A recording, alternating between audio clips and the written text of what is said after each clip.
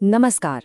आज हम एक ऐसी कहानी में गहराई तक उतरने वाले हैं जहां हजारों साल पुरानी पौराणिक कथाएं और आज का मॉडर्न साइंस एक दूसरे से टकराते हैं। तो हम बात कर रहे हैं भगवान कृष्ण की उस पौराणिक नगरी द्वारका की, जिसके बारे में कहते हैं कि वो समंदर में समा गई।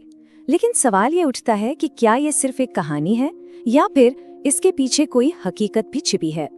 तो आर्कियोलॉजिस्ट आखिर खोज क्या रहे थे, इसे समझने के लिए सबसे पहले हमें चलना होगा उन प्राचीन ग्रंथों में, जैसे कि महाभारत, और देखना होगा कि वहां द्वारका की कैसी तस्वीर खींची गई है। और देखिए, ये कोई ऐसा वैसा शहर नहीं था। ग्रंथों में जो इसका जिक्र मिलता है उसके हिसाब से तो ये आर्किटेक्चर का एक जीता जागता नमूना था। एक बहुत ही प्रॉस्परस और एकदम वेल प्लान्ड शहर। और इसका स्केल, मतलब यकीन करना मुश्किल है। सोचिए, कहानियों में तो यहाँ तक कहा गया है कि इस शहर में सोने और कीमती पत्थरों से बने 9 लाख महल थे। 9 लाख।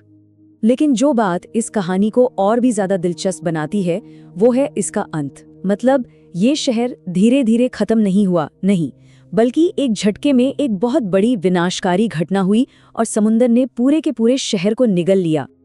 अब सदियों तक तो लोग इसे बस एक कहानी ही मानते रहे, लेकिन फिर आई 20वीं सदी और भारत के तट पर समंदर की लहरों के नीचे असली सबूतों की खोज शुरू हुई। और इस खोज में एक बड़ा ब्रेक थ्रू मिला 1980s में। तब father of Indian marine archaeology doctor SR Rao और उनकी टीम ने एक सिस्टमैटिक, मतलब एक पूरी तरह से औपचारिक जांच शुरू की। और उन्हें वहां जो मिला वो सिर्फ मलबा नहीं था, नहीं, उन्हें वहां एक बड़े ऑर्गेनाइज्ड शहर के इतने साफ निशान मिले कि उन्हें अनदेखा करना नामुमकिन था। और जानते हैं सबसे बड़ा सबूत क्या था? वो थे पत्थर के एंकर्स, यानी लंगर। इनका जो खास तिकोना शेप था ना, वो इस बात का पक्का सबूत था कि ये जगह कभी एक बहुत बड़ा, एक हलचल भरा समुद्री व्यापार का केंद्र रही होगी।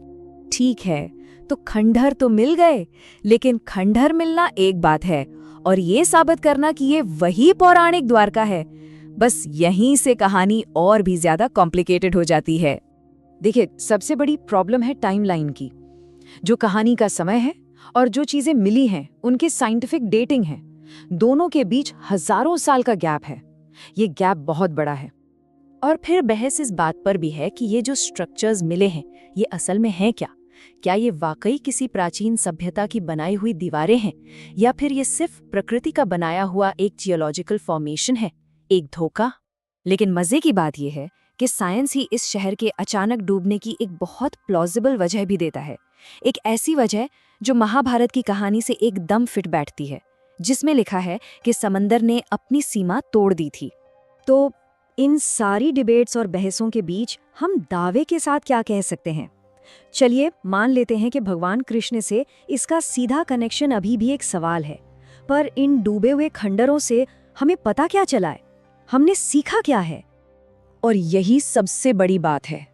इस जगह का नाम चाहे जो भी हो, सबूत एक बात तो साफ कर देते हैं कि भारत के तट पे हजारों साल पहले एक बहुत ही एडवांस्ड, एक सोफिस्टिकेटेड समुद्री सभ्यता मौजूद थी, और वो भी उस समय से बहुत पहले जितना हम सोचा करते थे।